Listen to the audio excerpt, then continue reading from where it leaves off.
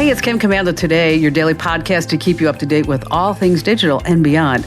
And I'd love to have you be a part of our podcast. You can make an appointment to speak with me. Just head over to commando.com, and on the top right, there's a button that says Email Kim. Fill that out, and that's it.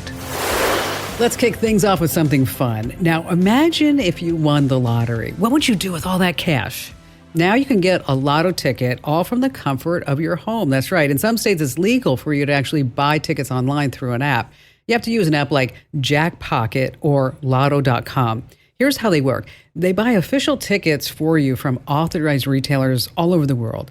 And then you can choose from a wide range of lotteries like Powerball or Mega Millions.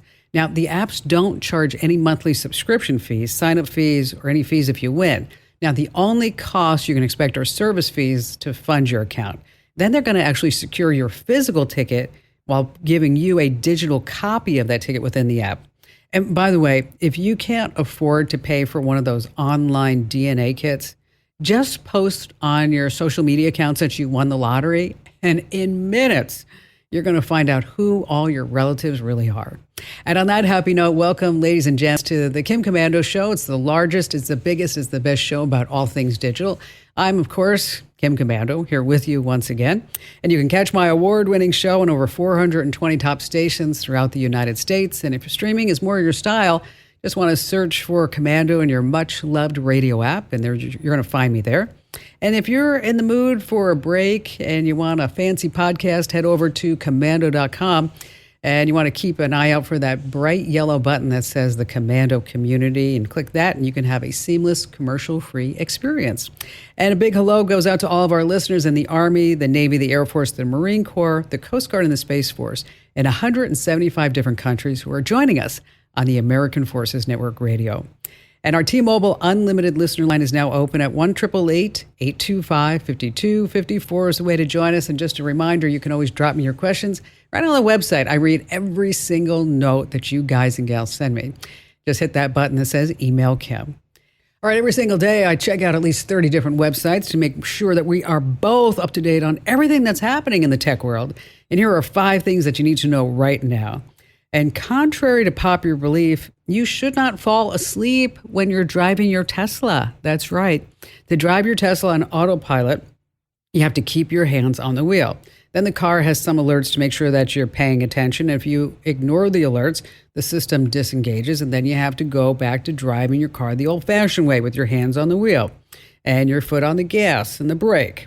But drivers of Teslas, they figured out a cheap trick. What they're doing is that they're buying inexpensive steering wheel weights that they're finding on Amazon.com. The Washington Post says that these weights are sold under the radar as phone holders or tools to relieve shoulder pain. But that's not the case. They're made so that Tesla drivers can take their hands off of the wheel and trick the car into thinking that they're paying attention when it's on full self-driving mode. Now, as a consumer who purchased a Tesla and used it on full self-driving mode, I almost crashed into a parked truck, a motorcycle, blew through a stop sign, and ended up in a ditch. And so if you have a Tesla and you think that, oh, this is just great, I'm going to trick the system by putting some weights attached to the steering wheel so this way I can take a nap while I'm going down the freeway, don't be a moron. Don't be that person. You might not just hurt yourself, but other people in the process.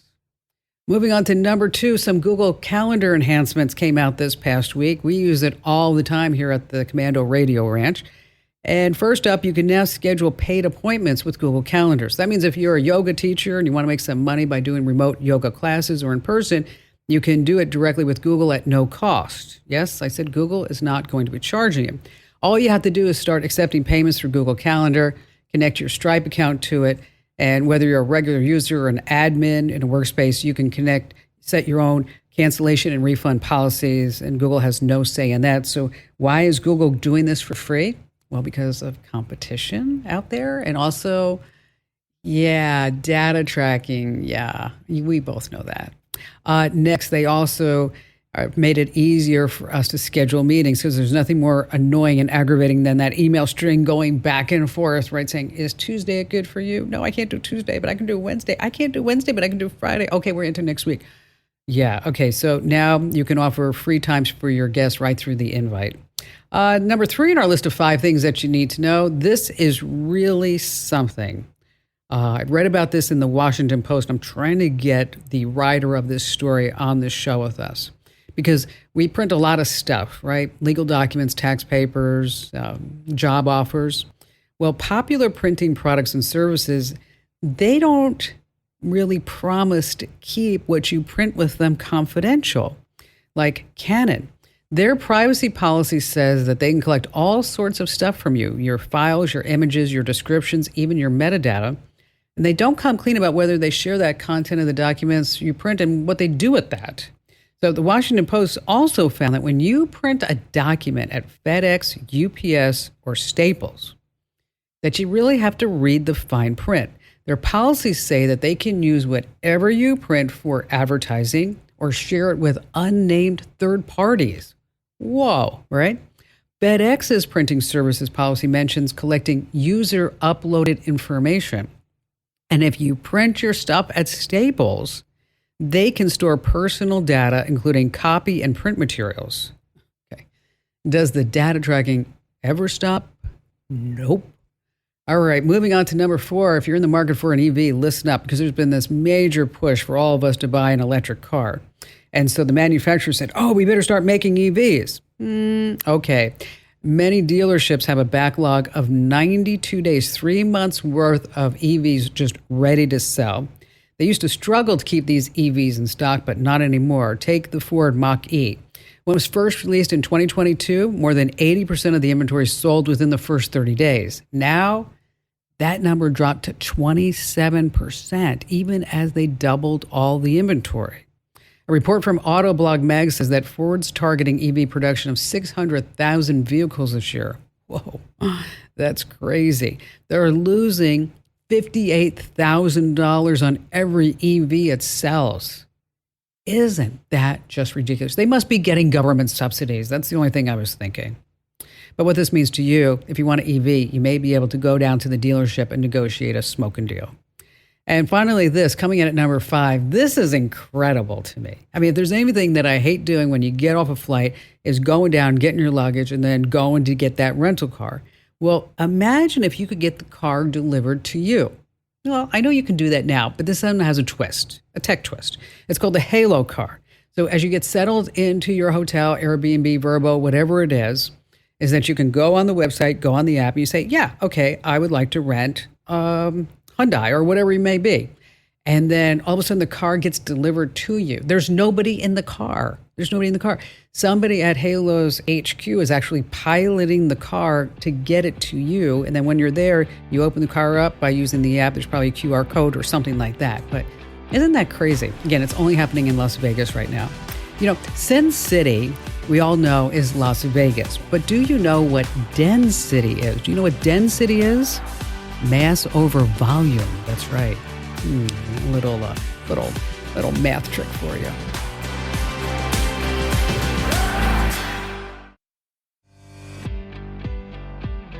Hey, I love to get your questions. And if you're just too shy to come on the show, you know what you need to do? Just email me your questions. It's so easy. Just head over to commando.com. So make sure that while you're there, you get the free newsletters. How about we start with Barry in North Carolina? Hi there, Barry. I had gotten a divorce, and I got the house in the settlement. My wife was kind of angry, and she was friends with some of the neighbors. And so now unusual things have been happening in my house, namely that my air conditioner kind of comes on at these really bizarre random times. When I talk to my new girlfriend, it comes on, and it's timed for these like little specific times when I'm doing things like with her. Also, my emails are starting to get, unusual, I guess you could say. And so I was just calling to find out how can I, kind of reel this in and protect myself. Well, yeah, it's nerve-wracking, I bet, for sure, right?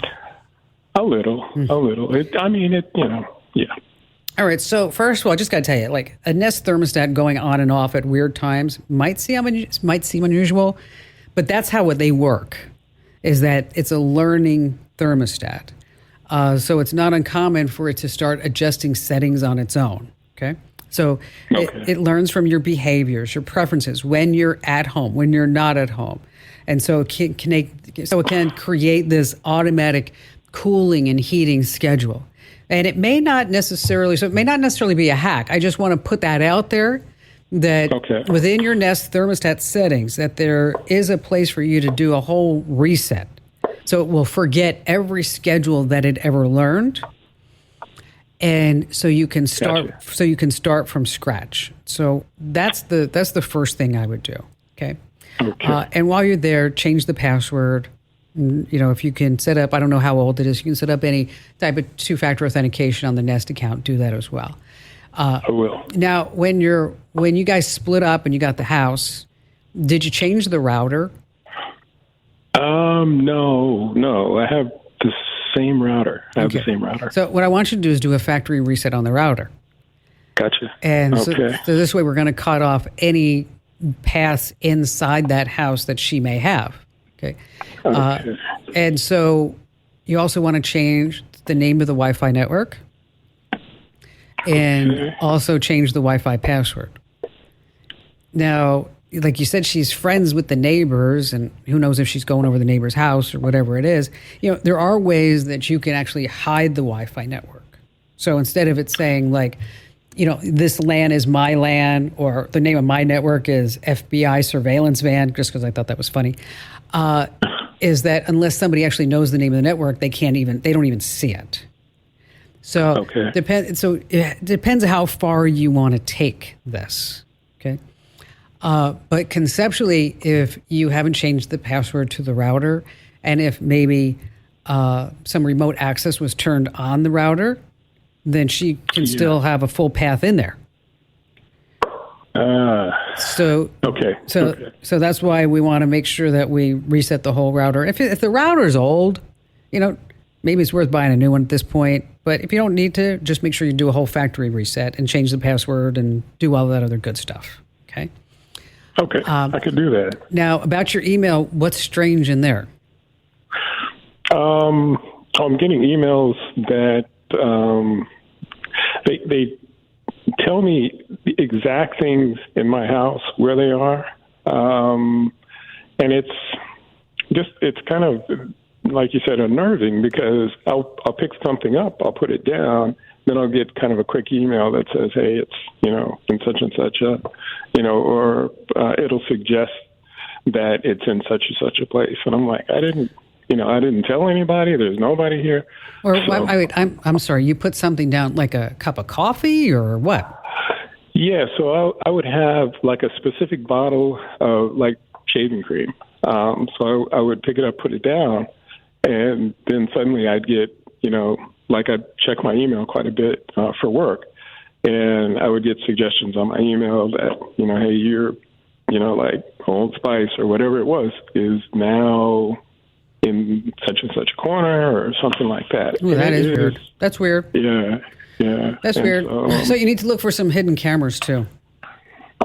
How would you go about it? Well, I will tell you, the Wi-Fi cameras may be working on your wireless network that's connected to the router. So what you could do is, before you do the whole factory reset, is that there are some apps that will map out what's connected to the wireless network. And so it'll tell you how many devices are on the wireless network. And then you start counting how many you have. And then you're like, oh, well, there's 3 that I can't account for here. And it's not the Ring doorbell, and it's not the smart refrigerator. Must be something else. Okay. So that's one way. The other way is you just walk around a room with a flashlight, look for any lens reflections. And then there's also some little gadgets called an RF detector that we have links to these over at Commando that you can buy on Amazon. It will tell you if there's any wireless things. But here's the deal, is if all those cameras are working on that router and on that network, then when you reset that router, all of that's going to go hasta la vista. Okay. That's assuming that the wifey didn't put the cameras hooked up to the neighbor's wireless network. Oh my God. Okay. So that's why, you got some trouble here in River City that you've got to start taking a look. But the whole thing with the shaving cream, the Nest thermostat, I'm like, well, okay, well, maybe that's just the Nest. Okay. Yeah. Okay. Having the shaving cream, somebody sending me an email that, okay, you just moved the Old Spice from the left side to the right side. That's weird to me. It's getting bizarre like that. Yeah. So that's why there's probably, I don't know, there's probably some hidden camera somewhere, and then it's going to be, up to you to go around, or you can always hire a professional to come out and take a look to see if there's anything lurking in the bathroom or anywhere else. And you also might want to consider, I don't know the laws for the state of North Carolina, but you might want to consider some legal action too, because, putting cameras where somebody has a reasonable right to privacy, i.e. a bathroom, I have to guess is against a lot of laws. But again, I would consult somebody who's familiar with your intellectual property rights and legal aspects of this in North Carolina. We have links to these over at the website at commando.com. And Barry, if you need any other help afterwards, just give me a call back. I'm here for you.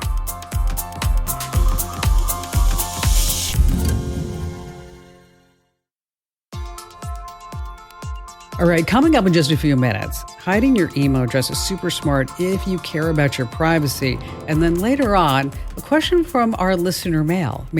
I have a TV. Should I put a VPN on it? And if I do that, what are the benefits? And joining us right now is our amazing content queen, Allie Seligman. Hello there, Allie. Hi, Kim. So I know we're going to be talking about mispronounced words. We are. Okay. How do you pronounce Quinoa? How do you pronounce that? Quinoa. Okay. It's not quinoa? No, it is not quinoa. Quinoa. That's what Barry says. Okay. It's espresso, not espresso. Oh, that one hurts me every time I hear it. Okay. How about this one? This is you might have to think about this one. Okay. HYPERBOLE. Hyperbole. Not hyperbole. No. Okay, it's not a hyperbole. No. A lot of people say that. So you've put together a list of tech mispronunciations, right? Yes. So we've got a list. This is from an electronics company. They're called SimpleGar. They put together basically what are the words that people say wrong over and over. And they got this data by people basically typing in, how do I say? Or, pronunciation of whatever. We are going to go through some of these. I am sure that you, Kim, but you listening, are going to hear something and think, oh my gosh, I have been saying this wrong forever. I feel so stupid, but it's okay. Now you know better. And I don't know. I always feel like if someone says something wrong in front of me and we're close enough, I'm going to tell them. It's kind of like if somebody has like something in their tooth. Yes. Yeah. I would rather them feel silly in front of me than say it in front of 100 people. All like right. Barry and his quinoa. Okay. Quinoa. Yes. Quinoa.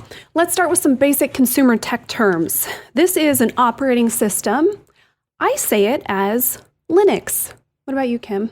I say Linux. Yeah, not everybody does because this is the number one. Is it? Mispronounced. Yes. I bet people say Linux. Oh, yes. Or Linux. Linux, sure.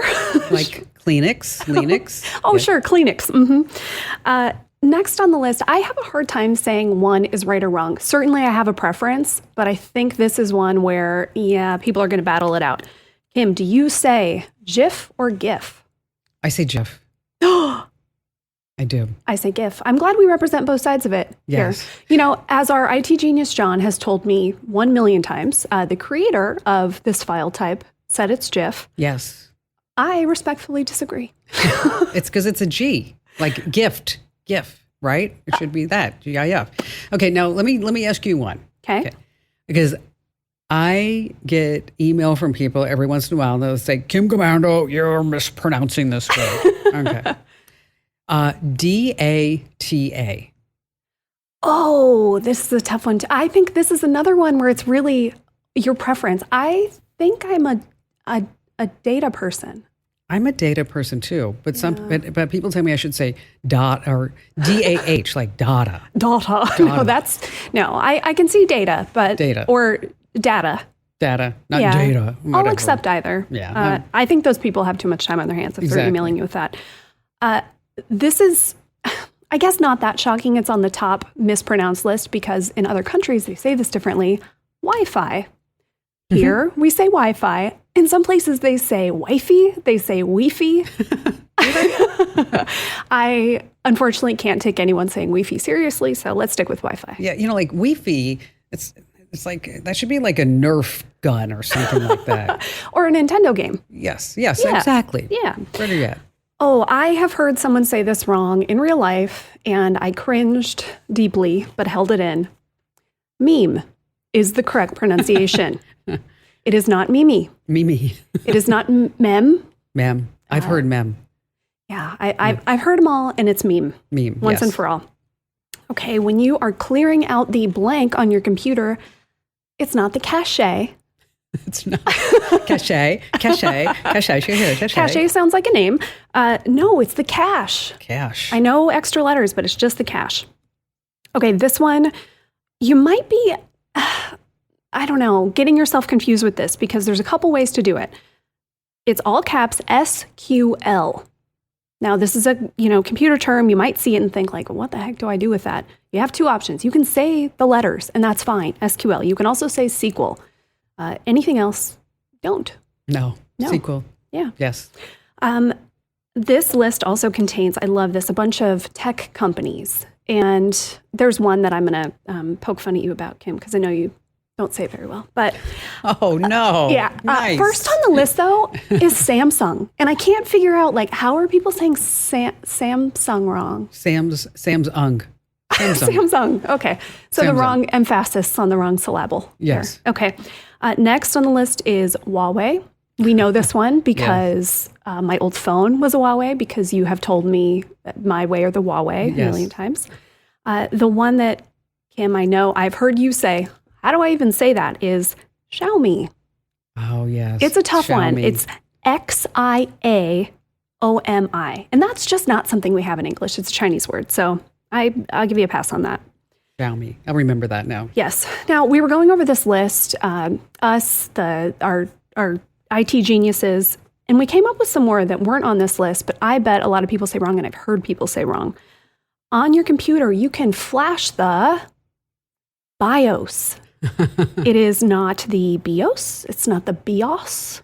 And I get it. It's confusing. It's all caps. It's BIOS, but that is BIOS. Now, there's a line in there because how do you tell if somebody's a nerd or there's an influencer? Lincoln BIOS. Yes. That's good. That's a good one.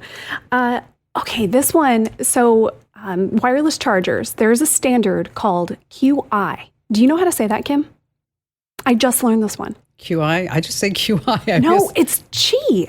Qi? Yeah, again, this is a Chinese term, so we don't have this Qi. in English. It's Qi. Who knew? This one's not wrong, but it makes me laugh. In British English, do you know how they say router? No. Router. Rooter? Yeah. Like rotor rooter? Yes, exactly like that. Yes. Okay, and we'll finish up with a really dorky one. This is another operating system, a version of Linux, I believe. It's not Ubuntu. It's not how else would you say that one wrong?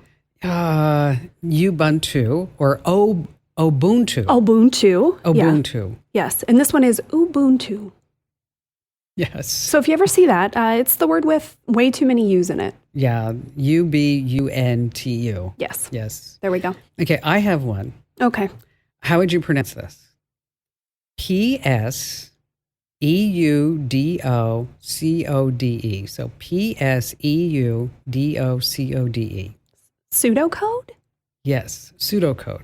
But some people, I've heard them pronounce it like Pstudio code. Oh, PS is never Yeah, never, ever, Pstudio. ever. It's like Pstudio. I'm like, what is you talking about?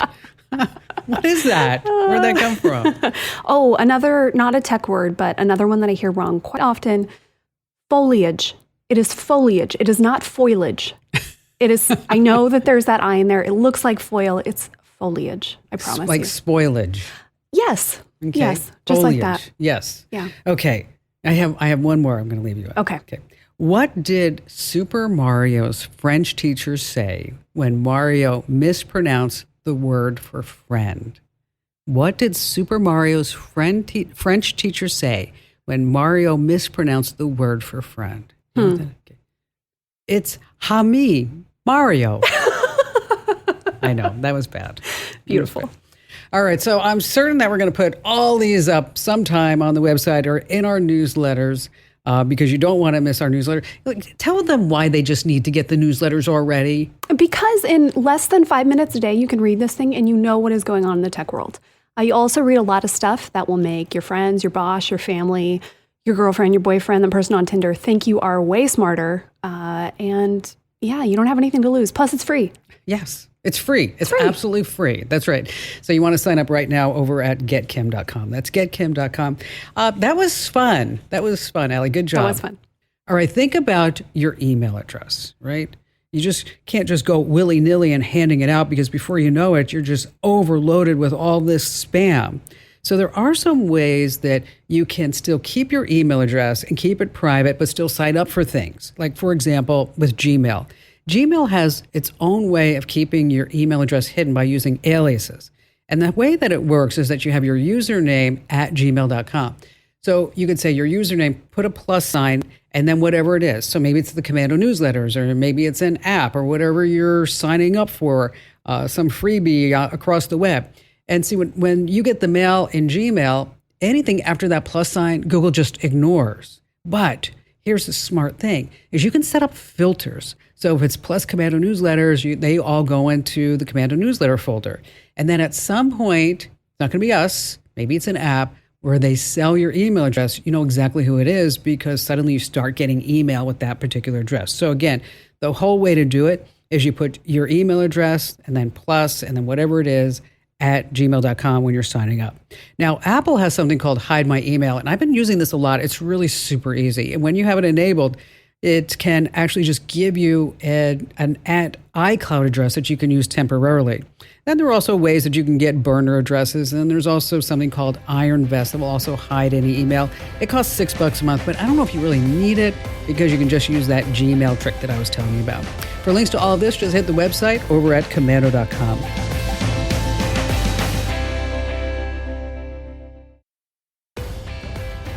All right, Brian in Orlando, Florida.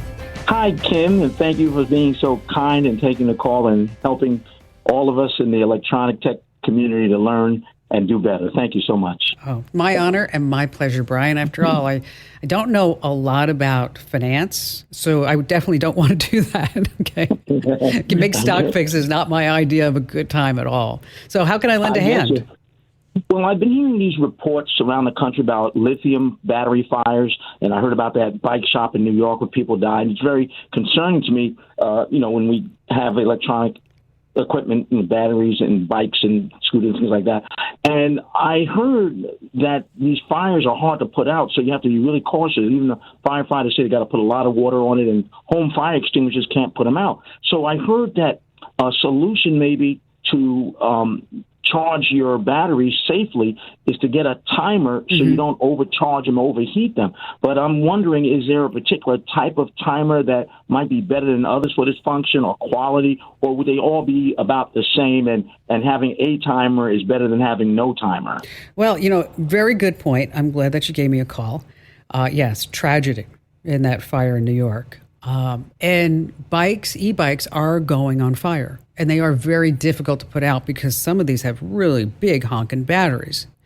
And the worst thing that you can do is just keep that e-bike charging all the time. And a lot of people do that. They do that, Brian. Yeah. Okay. Because they get home, they plug it in, and then they figure, well, I'm going to ride it tomorrow, the next day, and they forget to unplug it. And then that could lead to the battery overheating and then obviously potentially starting a fire. Okay. So getting a smart plug with a timer is a really good idea because these can be programmed to turn off after a set amount of time. So you're going to plug in your e-bike. You're going to say in an hour, it's just going to automatically turn off. You can do that remotely with a smartphone app. so that this way you don't have to sit there and get off your butt and, if you forget that you're driving around like, oh gosh, I forgot to turn the bike off, that you can go ahead and just do that on your phone. You want to take a look at brands like TP-Link and Belkin. They're available over on Amazon. And you might remember, if you don't want to go the whole smartphone way, is that you might remember long time ago, we had those little mechanical dials, those switches. Right. Okay. Yes, the simple ones. Okay. You can use those. We used to use them to control lights, but they can also be used to turn off after a certain amount of time where you think that device is fully charged. And so, but, because we all have our phones, it just seems to make more sense that you're going to look at a smart plug with a timer functionality. Again, you can use your smartphone. Actually, you can even use your voice because it's going to be all tied into your whole system. So you can just say, Alexa, turn off the battery on my bike in the garage. But, big rule of thumb, whatever you do, don't keep that e-bike plugged in all the time, 24/7. That's a big no-no. That's a big danger. Okay, here's a fun fact for all of you with electric bikes. If you're not going to be using your e-bike for a while, how much charge should you leave on that battery so that it doesn't degrade? Is it 25%, 50%, 75%, or 100%? Okay, you know the answer? Okay, how much charge should you leave on that e-bike battery? Okay, the answer is 50%. So anywhere between, they say 40 and 60% is best. And you want to keep your e-bike's battery in a cool, dry place, not fully charged, not totally empty. And the worst thing that you can do is keep that e-bike plugged in all the time. Not only is it bad for the battery, but it's a good way to start a fire. All right, here's the deal. A VPN puts a layer of protection between you and the internet. And your PC isn't the only thing that's connected to the internet, right? Your TV is too. Now, there are a ton of benefits to tacking a VPN onto it. Like you can watch movies that aren't available in your area. You see, when a VPN assigns you a new IP address, it can be used to spoof your location to anywhere its servers are located. So you can use that VPN to say, I want to be in France, or I want to be in Britain or Australia. And so you suddenly have this whole new range of content available to you. Now, it also keeps your internet service provider from collecting all your data, your location history, your TV habits, your search history, and even the contents of your emails. It's all collected by your internet service providers. So ExpressVPN is the recommended VPN of choice here on the Kim Komando Show. So if you go to expressvpn.com/Kim, you're going to get 3 extra months free. Once again, that's expressvpn.com/Kim. Hey, thanks for joining us. Make sure you tell a few friends about the show, and you can find me at komando.com. This program is a copyrighted production of Westar Multimedia Entertainment and protected by the copyright laws. Any rebroadcast or use of this program for commercial, business, economic, or financial purposes without the written permission of Westar Multimedia Entertainment is strictly prohibited.